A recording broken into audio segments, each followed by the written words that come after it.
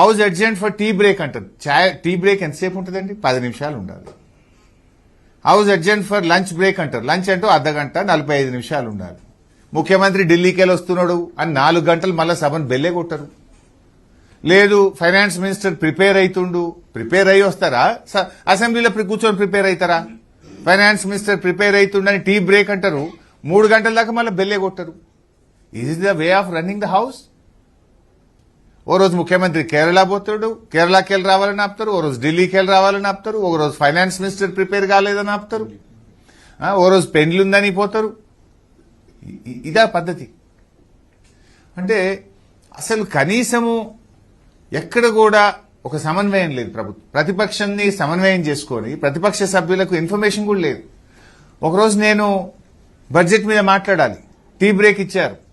12 o'clock tea break అన్నారు. ఇంకా 12:15కో 12:30కి start అయిద్దని అసెంబ్లీలో కూర్చుంటే 3:30కు బెల్లు కొట్టిండ్రు. అంటే 3:30 గంటలు ఎప్పుడు బెల్లు కొడతారని అన్నం తినకుండా కూర్చోవాలి.